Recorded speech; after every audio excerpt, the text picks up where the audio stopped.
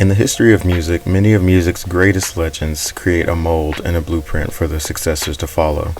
It is truly a testament to an artist's legacy and innovation when their very name becomes a category for succeeding artists to fit into. Most evident of this is the one laid out by Michael Jackson, the greatest entertainer to have ever lived in my humble opinion.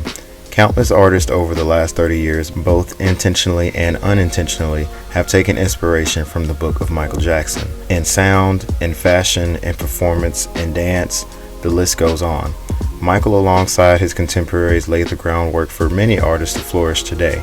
But in my mind, Michael Jackson only has two direct musical descendants, two artists who embody his essence in its most pure form and carry on his legacy while being legends in their own right. Those two artists are Beyoncé Giselle Knowles Carter and Usher Raymond IV. Both Beyoncé and Usher have carried the torch lit by Michael in two different ways, but carry it well nonetheless, and were both very openly given Michael's blessings before his passing. People are quick to argue against Beyoncé being compared to Michael, even arguing that she took nothing from him, but that's only because the way that she followed Michael's lead is far more subtle compared to Usher. To me, she embodies Michael through her aura and her status in the industry. She is an artist that is larger than life, a name known universally, one that is inescapable, and yet she is a person who is very inaccessible to the public. Like Michael, Beyoncé only allows the world to see what she wants them to see. Beyoncé is a perfectionist, one who takes her craft very seriously, almost to the point of exhaustion. She is involved in every single aspect of her music, her performance, her image, her life, and her career. The way she approaches her art mirrors Michael's so very closely, undoubtedly in part due to the fact that both of them are Virgos. But beyond that, on a more personal level, seeing Beyoncé in action gives me the same rush of watching Michael. Usher's continuation of Michael's legacy is far more visible, obvious in his music and his performances. It goes without saying the influence that Michael Jackson has had on Usher's artistry. Although I don't speak about him much, Usher means a lot to me as an artist. Being a little black boy who had once upon a time had dreams of singing and dancing, my two biggest inspirations were Michael Jackson and then Usher. Usher has been a household name for over 2 decades now, one that I've adored and respected for almost all my life for just how he studied Michael and applied it to his own craft. And like Michael did for him, Usher's influence can be seen on his own musical descendants, such as Chris Brown, Trey Songz, Neo, Justin Bieber, Jason Derulo, Miguel, Zayn Malik, and Bryson Tiller, just to name a few. Being what I call musical siblings, I've always considered Beyoncé and Usher to be two sides of the same Michael Jackson-inspired coin, but their similarities go beyond just that. They were born within 4 years of each other, both debuted in the 1990s and exploded in popularity in the 2000s. Both are multi-talented pioneers in their craft, pillars in the music landscape with distinct voices and dancing abilities unmatched by their peers, and both created their own categories of musical and performance styles that their successors would use to build their own careers. How many times over the last 20 years have you heard someone see a black R&B male or female who can sing and dance and say, quote unquote, oh, they're the next Beyoncé, or they're the next Usher? Exactly. It wouldn't be much of a stretch to say that Beyoncé and Usher are the mother and father of a lot of the music industry as we know it today. That being said, I've always expected the two of them to have similar career trajectories, and for the first halves of their careers, they did actually. But somewhere along the way, it seemed like Usher's growth as an artist became a bit stunted in comparison to his musical sister. They didn't quite seem to be on equal footing anymore, which piqued my curiosity as of late, because all things considered, Usher should have continued on the same path as Beyoncé. But where exactly did things go astray? Hi, my name is Beyoncé Giselle Knowles, and I'm 16 years old. I just turned 16 about 4 or 5 days ago. My birthday is September 4th, 1981. I'm a Virgo. And what I do in the group, I'm the lead singer, and my role in the group, my personality of the group is the serious one, the mother of the group, the one to try to get everybody in line. I want to have a name for myself, you know what I'm saying? You know how sometimes people say, yo, that's going to be the next Michael Jackson, that's going to be the next Bobby Brown, I want to be the next Usher Raymond. I want to set the stage. How old are you? I'm 16. 16. When is your birthday? October 14th. Okay. So I'm a Libra. So you're doing the music business thus far? Yeah, it's real nice, you know. It has a lot of things to like about it. It has a lot of things, you know, that you really just don't want to be concerned with. I try my best not to concern myself with the business part of it. I try to go out there and sing my best to the best of my ability and perform. You know, that's one thing that I really like to do. I really like to get out there and feel that music. By the end of the 1990s, both Beyoncé and Usher were already two of the hottest young talents in the industry, with the former's group Destiny's Child having 2 albums under their belt, their self-titled album released in 1998, and its multi-platinum critically acclaimed follow-up The Writing's on the Wall in 1999, which sold more than 8 million copies worldwide. With Destiny's Child, Beyoncé already had 2 #1 singles and 1 top 10 hit with Bills, Bills, Bills, Say My Name, and Jumpin' Jumpin', respectively. Say My Name would later earn Beyoncé and the rest of Destiny's Child their first 2 Grammys. Usher also had 2 albums under his belt at this point, his own self-titled debut released in 1994 and his critically acclaimed classic sophomore album, My Way, released in 1997. His debut album failed to attract much positive reception due to its sexually explicit nature, clashing with the fact that Usher was only 15 at the time. Many were unable to take the record seriously. My Way, however, was a tremendous bounce back for Usher, being a masterful late 90s R&B classic.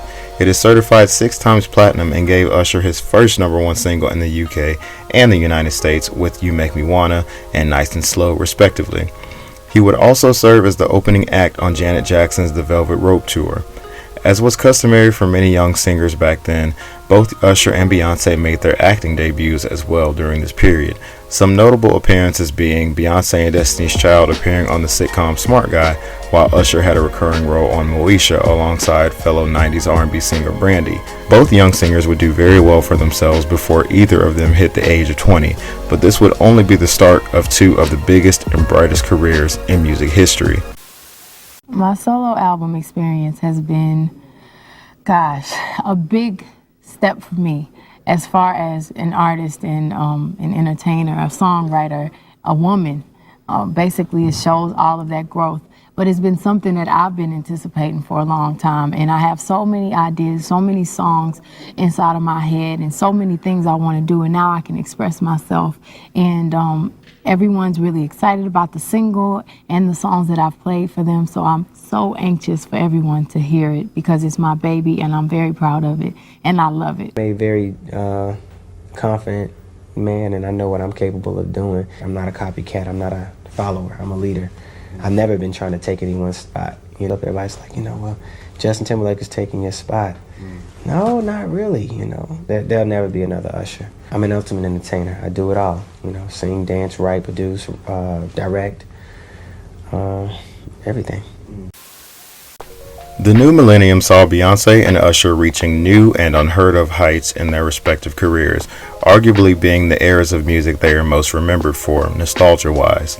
Destiny's Child experienced an infamous lineup change, followed by the release of the group's 3rd studio album, Survivor, in 2001. The singles Independent Women Part 1 and Bootylicious became the 3rd and 4th #1 hits for Destiny's Child, the latter to this day being the last #1 single by a girl group ever. Survivor's title track would be another hit for them as well as earning Destiny's Child another Grammy. In 2002, Beyoncé would make her theatrical film debut playing Foxy Cleopatra in the film Austin Powers and Goldmember, which spent its first weekend atop the US box office and grossed $73 million.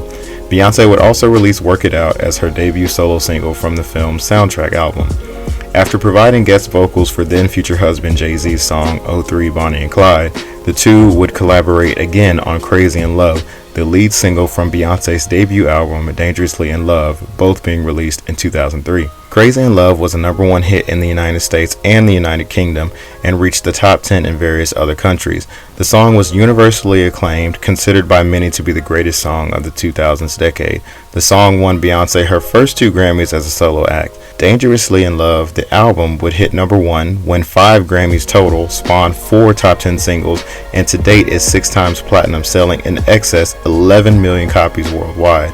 Following the whirlwind of her debut era, Beyoncé opted to put off her 2nd album in favor of reuniting with Destiny's Child for their 4th and final album, Destiny Fulfilled, in 2004, which gave the group 2 more top 5 hits with Lose My Breath and Soldier.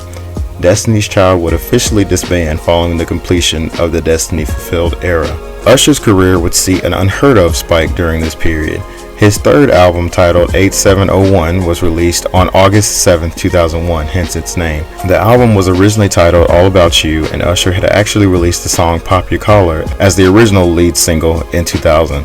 However, it was scrapped along with the previous iteration of the album after much of it leaked. The first two singles from 8701, You Remind Me and You Got It Bad, each topped the Billboard Hot 100, both being signature songs for him. The album has been certified 5 times platinum in the United States.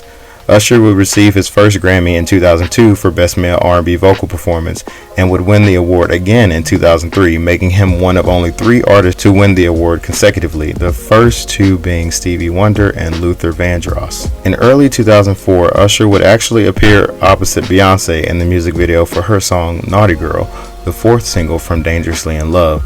That same year, Usher would release his 4th and to date his most successful album, his magnum opus, Confessions. The album's lead single, Yeah, featuring Lil Jon and Ludacris, topped the US Billboard Hot 100 for 12 consecutive weeks before being dethroned by Usher's own follow-up single, Burn. A staple song at every wedding reception, birthday party, cookout, bar mitzvah, baby shower, and everything in between, Yeah was the longest-running #1 single in 2004 and was certified 13 times platinum. It is Usher's best-selling single and one of the best-selling singles of all time. At the end of the 2000s decade, Yeah was ranked 2nd on the Hot 100 Decade chart, being beaten only by Mariah Carey's similarly inescapable and massively successful We Belong Together, which came out a year after Yeah. Confessions' 2nd and 3rd singles, Burn and Confessions Part 2, also topped the Billboard Hot 100. The duet with Alicia Keys, My Boo, also peaked at #1, becoming Usher's 4th consecutive #1 single. All in all, Confessions earned Usher 4 American Music Awards, 2 MTV Europe Music Awards, 2 MTV Video Music Awards, 3 World Music Awards, and 3 Grammys. At the 2004 Billboard Music Awards, Usher was recognized as Artist of the Year in addition to receiving 10 other accolades. Confessions is widely regarded as Usher's artistic peak and one of the greatest albums ever created, being referred to as the thriller of the 21st century by several publications and critics due to its sheer success. It is the 2nd best-selling album of the 2000s decade in the United States behind NSYNC's No Strings Attached. With over 8 million copies sold in 2004, the album was viewed as a sign of recovering album sales in the US following 3 years of decline. It is worth noting that Michael Jackson's Thriller was noted to have the same effect on album sales 20 years prior. The success of Confessions was emblematic of a peak success in R&B music. It has been certified 14 times platinum and has sold well over 15 million copies worldwide, making it the best-selling R&B album of the 21st century by a male artist. Beyoncé, y'all. I'd like to thank Usher for presenting this award to me. And I'm so blessed to wake up every morning. I love you too. I'm so blessed to wake up every morning and do what I love. I don't take it for granted. I'm so grateful. I'm so honored. I'm so humbled by this award. I'd like to thank my fans all over the world. I'd like to thank Kelly and Michelle of Destiny's Child, my dad. Thank you so much. God bless you. Enjoy your night. I actually don't know where to start. I will start by thanking my Lord and Savior Jesus Christ for blessing me with all the people who have been in my life and made this possible. It is very hard. I hope I'm not taking too long. It is very hard to, take all of everything that has happened for me this year. I love you guys, all of my fans all around the world. Thank you so much for believing in me and giving me a reason to do what I do. Love for life. The second half of the 2000s decade saw a continued upward trajectory for Beyoncé's career. Her second studio album, B-Day, was released on her 25th birthday in 2006, selling over 500,000 copies in its first week, being her second consecutive #1 album in the US. Irreplaceable was undoubtedly the biggest hit from the album, reaching #1 on the Billboard Hot 100. B-Day received 5 Grammy nominations in 2007 and 2 more in 2008. Just 2 years after B-Day, Beyoncé would release her third studio album, I Am Sasha Fierce, in 2008. The album saw her moving in a far more pop direction than she ever had up until that point, although its critical reception was the most mixed she'd ever received. Single Ladies Put a Ring on It became a pop culture phenomenon upon its release due to its iconic music video becoming the first notable viral internet moment. The success of the song Halo helped Beyoncé gain more top 10 hits than any other woman during the 2000s decade. While Beyoncé moved into more pop mainstream lane during this period, Usher remained true to his R&B roots. His heavily anticipated follow-up to Confessions, titled Here I Stand, was released in 2008, the same year as Beyoncé's I Am Sasha Fierce. One of the more subdued efforts in the 2000s, and arguably his most forgettable, Here I Stand was nowhere near the runaway success as Confessions or even A701, although the former was an incredibly hard act to follow. Here I Stand sold roughly 2 million copies and was considered a commercial failure by Usher standards when compared to Confessions' 15 million copies. Artistically and thematically, Here I Stand showed minimal growth when compared to his previous albums. Overall, the record didn't stray too far from Usher's comfort zone, which was a point of criticism. The album's lead single, Lovin' This Club, did manage to hit number 1 and became another one of Usher's signature songs. Usher and Beyoncé would cross paths again on the song's remix titled Part 2, which also featured Lil Wayne. The rest of the album's singles failed to break the top 40, however. Usher's sixth album, Raymond vs. Raymond, came in 2010 and was built up to be a spiritual successor of sorts to Confessions, seeing as it came mere months after his divorce. Raymond vs. Raymond fared better sales-wise than Here I Stand and offered a far higher degree of quality and variety from Usher. All of the album's singles were hits in the US, receiving very heavy radio airplay, and the album won Usher 2 more Grammys. Raymond vs. Raymond debuted at number 1, becoming Usher's 3rd consecutive number 1 album, tying him with Beyoncé for a 3 consecutive number 1 album streak. The album's biggest song and one of Usher's best performing singles, OMG, featuring will.i.am, reached number 1 on the Billboard Hot 100, also topping the charts in 4 other countries. The song became Usher's 9th number 1 hit in the US, making him the first 2010s artist to collect number 1 singles in 3 consecutive decades, and only the 4th artist of all time to achieve the feat. Usher also became the 3rd artist ever to have at least 1 number 1 hit from 5 consecutive studio albums. OMG stayed at number 1 on the chart for 4 weeks and was the 5th best-selling song of 2010, selling 3.8 million units and being certified 8 times platinum. Just months after Raymond vs. Raymond's release, Usher would release a follow-up EP titled Versus, which acted as a supporting body of work to the former. DJ Got Us Falling in Love featuring Pitbull was released as the lead single from the EP and charted in the top 10 in 15 countries, becoming yet another one of Usher's most successful singles. To put this period into perspective, at the end of the calendar year of 2010, Usher had 4 songs total in the top 40. DJ Got Us Falling in Love at number 5, OMG at number 20, There Goes My Baby at number 23, and Hot Toddy at number 25. DJ Got Us Falling in Love alongside OMG are key records in Usher's discography, as they were the most pop-leaning records that he had done up until that point.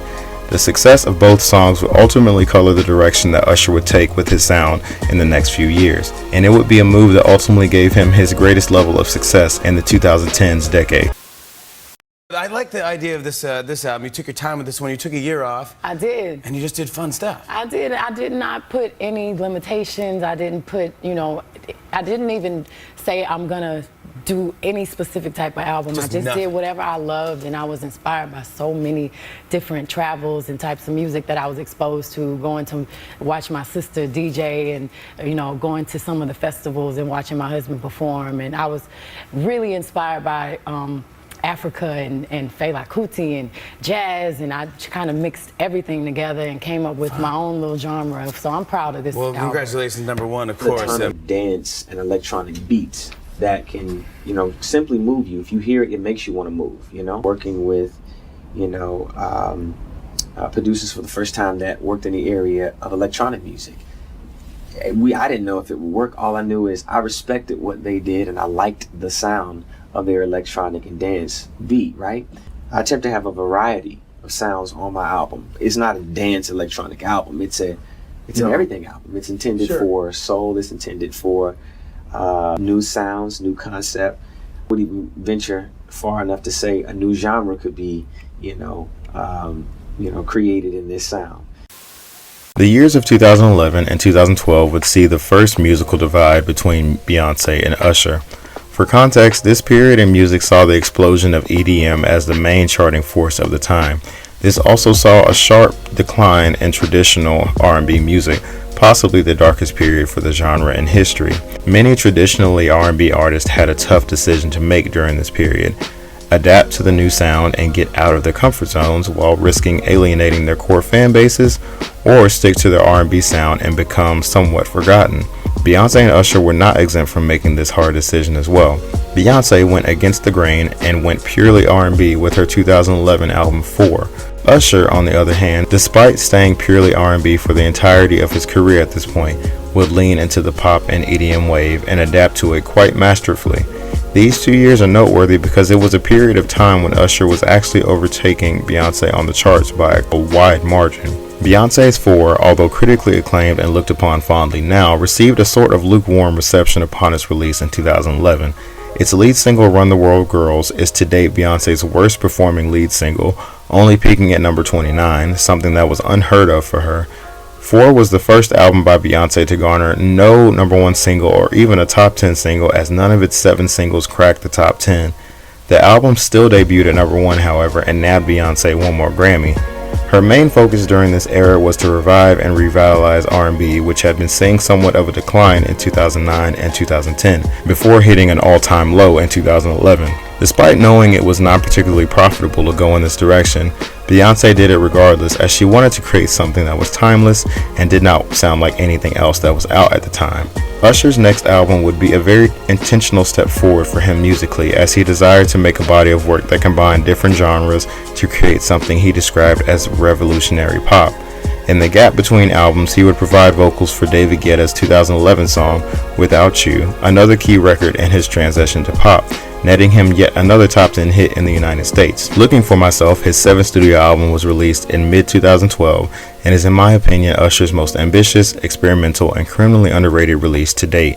Like its name suggests, the album sees Usher exploring himself as a person through the album's subject matter, while also exploring himself musically through the various genres showcased, such as R&B, alternative R&B, electronic, dance pop, hip-hop, Europop, and dubstep. Looking for Myself was Usher's 4th number 1 album and sold 500,000 copies in its first week. This one is my personal favorite Usher record just because it saw him stepping the farthest out of his comfort zone ever and succeeding. The album's lead single, Climax, is perfectly indicative of what this album has to offer. It's a haunting alternative R&B record that blends old R&B Usher with the new experimental Usher. The album's second single, Scream, peaked at number 9, becoming his 18th and to date last top 10 single. It was 11:30 once I took off, and I had a glass of wine, and my cousin Angie was like, "Girl, you all right?" Because I was talking to myself, because I was terrified. I was so scared, and I already envisioned like the worst things that could happen. I'm like, people are gonna hate it? Why didn't I say anything? What? No, I mean, it's just things that we all go through. It's just human. I was just really nervous because this was a huge risk.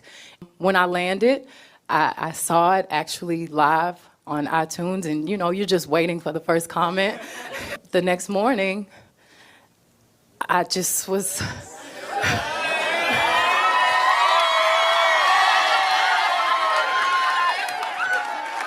Thank you, Lord Jesus. As important as it is to keep the integrity of what, you know, vocal ability is in singing, right? And live performance is, I listen to what music is saying, and where music is headed. And a lot of the texture that I chose to, you know, to use on this album is a little bit younger. You know what I'm saying? It's a little bit more right where we are right now. And now I really wanted to make that reconnection to, you know, how I feel and what I think is important. It is a little bit South. It is a little bit, you know, R&B, or a lot bit R&B. If you listen to the vocal ability of it, it's been a minute since I heard like a sex record on the radio. You know what I'm saying? So I was like, let me give us a one of those ones.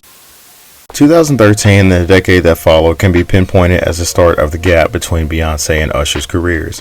The trajectory of both artists' musical evolution would more or less go in completely opposite directions from this point forward, as Beyoncé would enter a new arc in her career, one that saw her reaching new heights and redefining not only herself as an artist, but the industry as a whole. On the contrary, Usher's biggest moments were behind him at this point, and the next 10 years would see very little, if any, creative growth in his music. Beyoncé broke the internet with the surprise release of her self-titled 5th studio album, acting as a soft reboot to her career, The album received universal critical acclaim and commercial success, selling over 600,000 copies in just 3 days. Its release is frequently credited with inventing the modern definition of the visual album, popularizing the surprise album release strategy, and even provoking the change of the standard industry release day of the week from Tuesday to Friday. All in all, the level of an event that Beyoncé's self-titled album was upon its release was something completely unheard of in modern music. Meanwhile, during the same period of time, Usher's musical efforts would slowly become far less ambitious, to say the least. Usher released his comeback single, Good Kisser, in 2014 as the originally intended lead single from his next album, which was at the time simply titled with his initials, You Are. After his exploration of pop and EDM in his previous era, Good Kisser was a nice throwback to the classic Usher that everyone knew and loved. Good Kisser was ranked at number 2 on Billboard's 10 Best R&B Songs of 2014 list and was nominated for Best R&B Song and Best R&B Performance at the 57th Annual Grammy Awards. She Came to Give It to You featuring Nicki Minaj came as the originally intended second single from his aforementioned upcoming album. The song continued the throwback R&B and funk vibe set by Good Kisser, and all in all, Usher's next release was looking to be pretty solid at this point. However, both songs were scrapped as singles, and I Don't Mind featuring Juicy J was released as a new lead single. And so began the first sign of what went wrong with Usher's efforts at this point in his career.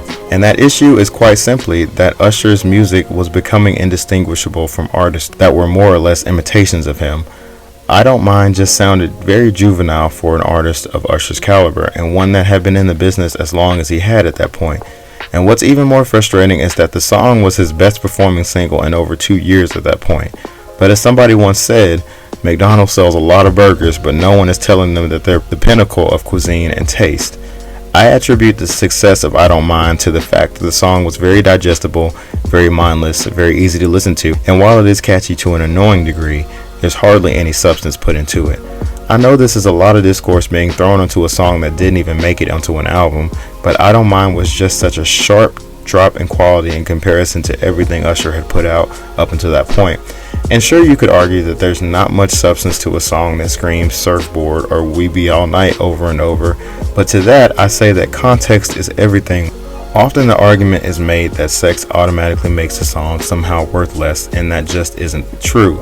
Beyoncé's newest singles at the time, like Drunken Love and Partition, both released around the same time as I Don't Mind, were revolutionary for her because up until that point, she had been more or less conservative with her song lyrics. Beyoncé being so casual and open and blunt about her sexuality represented a liberation for her, which elevated Self-Titled and made it such a significant release in the context of her career. On the opposite side, we have Usher, who was more or less a sex symbol for most of his career, and his music very clearly reflected that. It was a part of his brand. So for him to put out a song that's about a stripper and reassuring her that he doesn't think she's a hoe is so random, played out, and boring, honestly. The very concept and one similar to it have been done and done better by artists such as The Weeknd. I Don't Mind brought nothing to the table and would have been better off going to an artist like Jason Derulo or Bryson Tiller or Jeremy, but not Usher Raymond. By 2016, Beyoncé once again stopped the world with Lemonade, an album that was released to universal critical acclaim and one that is considered by many to be one of the greatest albums ever crafted. More than that, Lemonade started a serious conversation about a variety of topics, most notably the emotional complexities of being a black woman and what comes with that, using her own marriage as the example. The visuals of Lemonade also shined light on the image of blackness and made it something to be proud of in many ways. It continued Beyoncé's crusade of keeping the album alive in the era of streaming and singles. Not to mention the eclectic nature of the record, having rock, country, R&B, and trap all in one cohesive project. Meanwhile, Usher hadn't released an album since 2012 and had scrapped all of the singles released up until this point.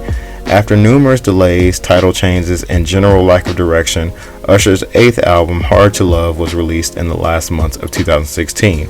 It held the distinction of being Usher's first album to not hit number 1 on the charts since 8701 back in 2001, and it broke his legendary 4 number 1 album streak that started with Confessions in 2004 and went all the way up to Looking for Myself in 2012. Hard to Love was also Usher's first album since 1997's My Way to not yield any top 10 singles. As a matter of fact, out of the 4 singles released from the album, only one managed to even chart, the lead single No Limit, which peaked at number 32. The only way I can describe this album is creatively bankrupt. There is honestly nothing in this record that is worth coming back to, for me at least. Its highs are serviceable at best and skippable filler at worst. Nothing on the record reflects what the title is trying to convey, making the entire thing fall flat and come off as angsty and fake deep. Breaking the record for the most Grammy wins of all time. And I'm trying to just receive this night. This is a beginning. This is a new beginning for me. My fans that I bring with me, each and every person that had anything to do with the music, the creativity, everybody is a part of this celebratory moment. After a lengthy gap between proper studio album releases, Beyoncé released her 7th studio album, Renaissance, in 2022. Once again, she provided an album that challenged her as an artist and expanded her horizons. Renaissance received universal acclaim and was an event talked about for months after its release. It was an immersive project with its songs seamlessly arranged like a DJ mix, blending disco and house while also paying homage to black and queer pioneers. In the time since 2016's Hard to Love, Usher had more or less become a singles artist, with the exception of a fairly random joint album with producer Zaytoven entitled A. In 2019, Usher released the LMA-assisted Don't Waste My Time, which was to serve as the lead single from his then upcoming 9th studio album. The album was set to be the official sequel to Confessions, however the album never materialized, and just like the messy lead up to Hard to Love, Usher found himself in another game of album delays and scrapped singles. However, during this period, Usher's residency in Las Vegas was receiving rave reviews all around, proving that despite his lack of consistency musically as of late, his performance skills remained as pristine as ever. Another key moment for him during this period was his 2022 Tiny Desk performance, which went viral for a certain meme-worthy moment, as well as showcasing Usher's buttery vocals that have remained in great condition over the years. As messy as this period was for him when it came to music, Usher's career was experiencing its own renaissance at this point. And with his Super Bowl halftime performance being announced the following year, it seemed that Usher was in the right spot to return to the spotlight. In 2023, he released the one-off single Glue, and while it wasn't attached to any album, it's an interesting sound that I wish Usher would have doubled down on. He really channeled Prince in his prime on this record. It's an incredibly groovy, sexy, and soulful track, and his falsetto is so pleasant to listen to. His 9th studio album, Coming Home, was finally released just 2 days before his halftime performance in 2024. His first proper solo studio album in 8 years, Coming Home is a step up from 2016's Hard to Love in many ways. As you probably already realized, the second half of this video was far less kind to Usher, and none of what I've said is meant to downplay his artistry and talent. I just personally find it fascinating how two artists can start in almost the same circumstances and end up in completely different areas of their careers. I've grown up with Beyoncé and Usher. They're two of my favorite artists of all time. Although I think objectively Beyoncé is the odd one out when it comes to her generation of artists. I don't say this as a diehard stan, but rather as a mostly objective music fan. When you compare Beyoncé to her peers from the graduating class of the late 1990s of music, Usher, Justin, Britney, Pink, Maya, and others, you find that Beyoncé is the clear valedictorian. She has retained a cultural relevance more consistently over the last 20 years than any of the other artists mentioned. She, to this very day, continues to redefine herself and music. It's simply not fair to any other artist to compare them to her, but that's another topic for another video. Out of all the aforementioned artists, Usher is the one who managed to maintain the most consistent run alongside his peers. Usher is a legend, a once-in-a-lifetime talent, and while his biggest days may or may not be behind him, there can be no denying his greatness that was cultivated through generations of legends that came before him, eventually leading to his reign in music. The main issue I take with the latter half of Usher's career is quite simply that he stopped putting ambition into his work. He never continued to push boundaries or exceed expectations or even step out of his comfort zone beyond the early years of the 2010s. 2010's Raymond vs. Raymond and 2012's Looking for Myself are his absolute artistic peak, in my opinion, as they truly showed what Usher was and still is capable of. I truly believe that if he stayed on this path of giving good old R&B an experimental flair mixed with a dash of pop, as well as crossing over into other genres, a man of his talent would still be consistently ruling the charts and on equal footing as his musical sister. Usher, quite honestly, should be doing Drake numbers. And charts aren't everything. They don't dictate the quality of someone's work. More important to me personally is constantly challenging yourself as an artist and keeping the world guessing about your next move. Usher's stagnation in the latter 2010s bothered me mostly because I know he's capable of so much more than what he was given the world. But instead of broadening his horizons, he still continued to give us music that would sound no different if they had gone to Chris Brown. I would love to see him give us something as mysterious as Self-Titled, or as raw and thought-provoking and autobiographical as Lemonade, or as groovy and fun and experimental as Renaissance, but as it stands, he simply does not have a body of work comparable to those 3 albums. Usher could do rock if he wanted to, he could do house if he wanted to, he could do country if he wanted to, but the key word here is wanted. All things considered, maybe he doesn't want to do any of that.